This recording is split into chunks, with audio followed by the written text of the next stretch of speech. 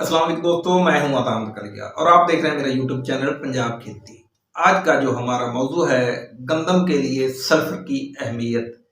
किस किस्म की ज़मीन में आपको ज़्यादा सल्फर देना चाहिए, किस किस्म की ज़मीन में आपको कम सल्फर देने से भी गुजारा हो जाता है और कौन सी वो ऐसी ज़मीनें हैं जहां पर आपको लाजमी सल्फर देना चाहिए।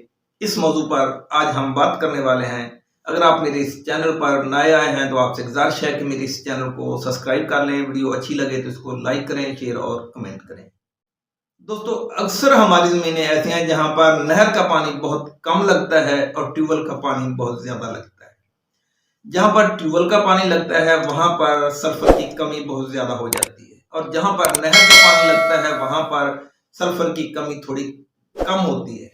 होती वहां भी है लेकिन वहां कम होती है। उसकी वजह यह है कि जहां पर नहर का पानी लगता है वहां पर वे हर बारी जब आप पानी लगाते हैं 10 या 20 दिन के बाद तो नहर का पानी पूरा नहीं लगता, क्योंकि नहर का पानी इतना ज्यादा नहीं है हमारे पास। हमारी मजबूरी है कि हमने ट्यूबवेल या टरबाइन पर इंसार करना होता है, इसलिए हमारी जमीनों में सल्फर की कमी हो जाती है।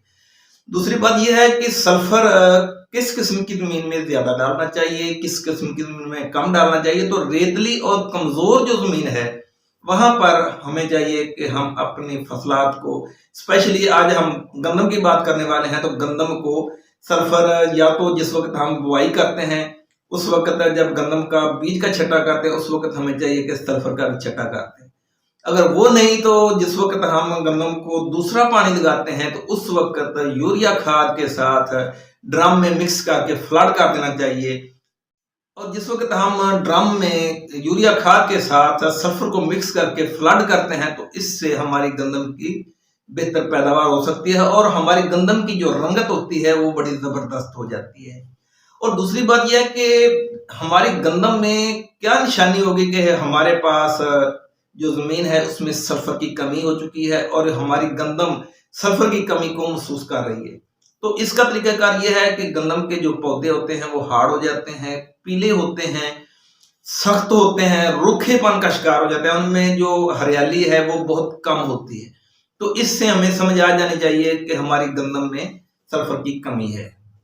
दूसरी बात यह है कि जो जमीन सख्त जमीन है, चिकनी जमीन है, वहां पर अगर आप थोड़ा कम सल्फर डाल देते हैं तो उस वक्त भी चिकनी जमीन में सल्फर थोड़ा डालते हैं तो उससे भी गुजारा चल जाता है, क्योंकि चिकनी जमीन में और सख्त जमीन में सल्फर की थोड़ी घट मकदार में कमी होती है, जबकि रेतली और कमजोर जो जमीन है उसमें ज्यादा सल्फर की कमी होती है।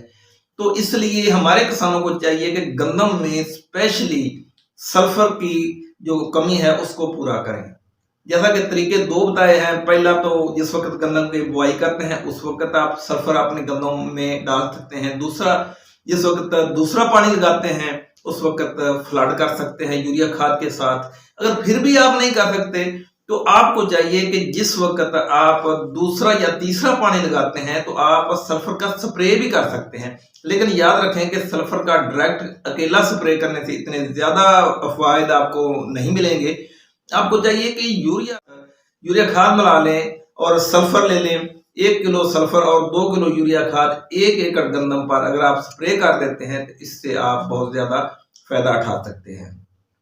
उम्मीद करता हूं कि आपको मेरी ये वीडियो समझ आ गई होगी। अगर वीडियो अच्छी लगे तो इसको लाइक करें, शेयर और